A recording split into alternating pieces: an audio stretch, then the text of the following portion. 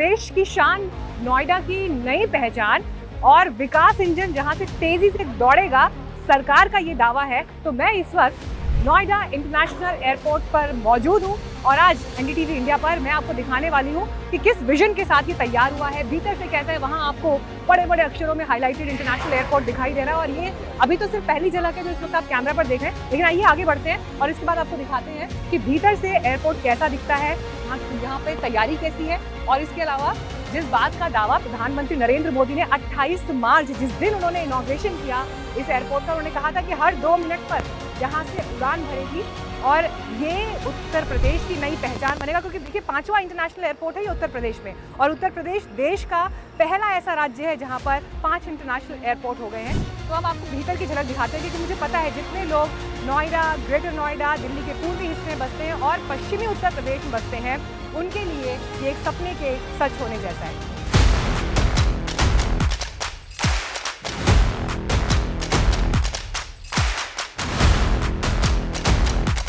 तो Noida international airport के departure gate पर इस वक्त मैं आ गई हूँ और अब आपको यहाँ से भीतर लेकर चलते हैं। स्टैंडर्ड सिक्योरिटी प्रोसीजर जो अमूमन एयरपोर्ट पर रहते हैं, जहाँ पर डिजिटली भी आप चेकिंग करा सकते हैं और फिर यहाँ पर मैनुअल भी अपनी टिकटिंग की चेकिंग आप करा सकते हैं। सिक्योरिटी यहाँ पर मौजूद और यहाँ से सीधे भीतर दाखिल होते हुए अब हम आपको दिखाएंगे कि एयरपोर्ट अंदर से कैसा दिखाई दे रहा है।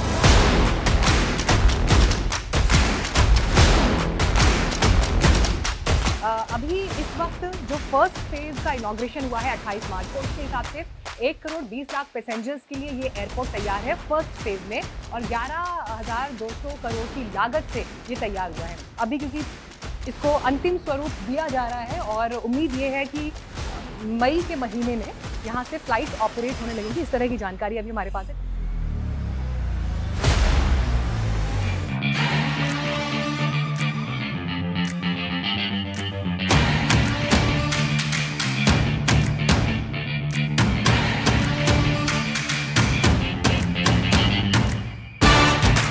नीति आयोग के पूर्व सीईओ अमिताभ कांत का इंटरव्यू में दिया एक स्टेटमेंट मुझे इस वक्त याद आ रहा है। उन्होंने कहा कि यूपी अगर देश होता तो ये दुनिया की 6ठी बड़ी अर्थव्यवस्था होता।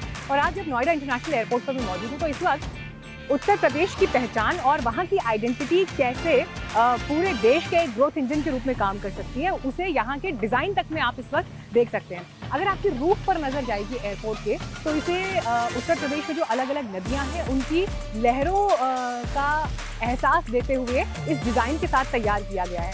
यहाँ पर पैसेंजर्स के बैठने की व्यवस्था है, इस पर मेरी नज़र गई तो मुझे दिखाई दिया कि अगर आप यहाँ पर भी बैठेंगे तो ये फील जो है इस तरह का दिया गया है कि जैसे मानो आप लहरों पर सवार हो। हालांकि आकर्षण का केंद्र है ये और आई एम श्योर कि जब पैसेंजर्स यहाँ पर आना शुरू करेंगे तो उनके लिए एक सेल्फी पॉइंट या तस्वीरें खींचने का भी एक पॉइंट हो सकता है।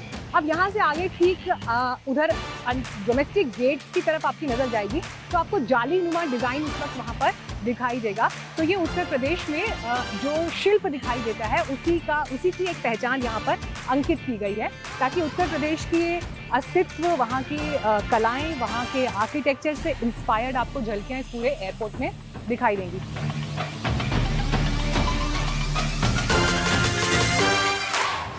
देखिए ये मेरे पास एक डमी टिकट है और इसको मैंने यहाँ पर स्कैन किया।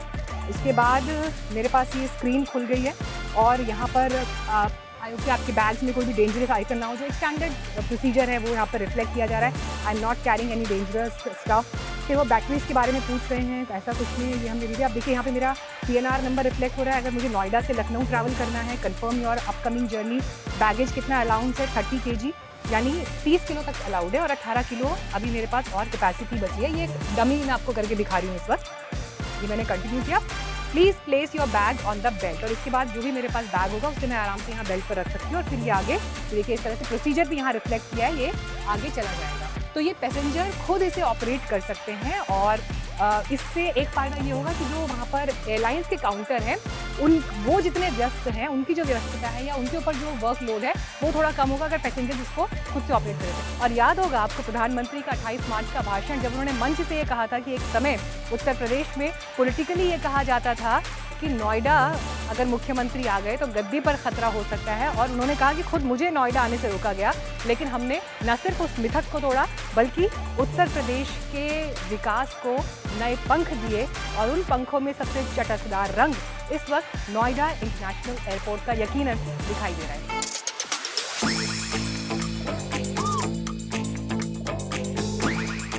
सिक्योरिटी चेक से आगे निकलकर मैं वेटिंग लाउंज पर पहुंची और मेरी नज़र इस सुंदर आर्किटेक्चर पर पड़ी। मिस्टिक अबोर्ड इसे नाम दिया गया है। 8000 पीतल की घंटियों से सजा हुआ ये स्ट्रक्चर आप देख रहे हैं, जिसे पद्मश्री से सम्मानित आर्टिस्ट परेश महती ने डिज़ाइन किया है। परेश महती जिनकी तस्वीरें मैंने आपको भी दिखाई थी, जो पेंटिंग्स आपने उत्तर प्रदेश की अलग अलग देखी हैं, जिसमें वृंदावन, मथुरा से लेकर अयोध्या, वाराणसी, महाकुंभ, प्रयागराज की तस्वीरों को दिखाया गया, उन्होंने ही इसे डिज़ाइन किया गया है। और यहाँ पर जब अधिकारियों से मेरी बात हुई तो उद्देश्य क्या है, एक तो आप उत्तर प्रदेश की हवा में, उत्तर प्रदेश के अस्तित्व में जो अध्यात्म है उसे महसूस करें और उस अनुभव को अपने साथ लेकर आएँ। और एक व्यस्ततम एयरपोर्ट में भी कुछ पल अगर आपकी फ़्लाइट में टाइम है और आप शांति से सुकून से बैठना चाहते हैं तो ये एक अनुभव ज़रूर आपको देकर जाएगा। ऐसी कई और आकृतियाँ जो हैं वो मुझे एयरपोर्ट में अलग अलग जगह पर दिखाई दे रही हैं। पूरी मॉडर्न डिज़ाइन के साथ इस एयरपोर्ट को तैयार किया गया है, कंफर्टेबल सिटिंग और पैसेंजर्स के लिए जो वेट कर रहे हैं।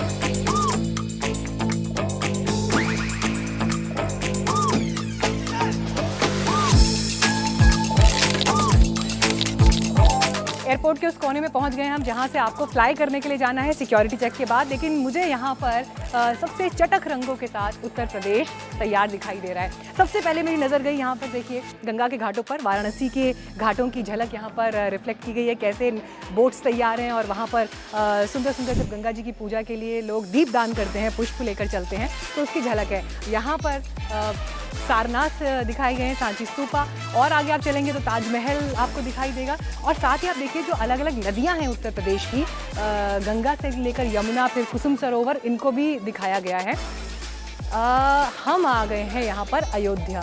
तो अयोध्या में सरयू जी भी यहाँ पर आपको बहती हुई दिखाई दे रही हैं। और उससे आगे देखिए अंत में आपको महाकुंभ की वो झलक दिखाई देगी जिसके लिए उत्तर प्रदेश ने अलग अलग रिकॉर्ड्स बनाए हैं।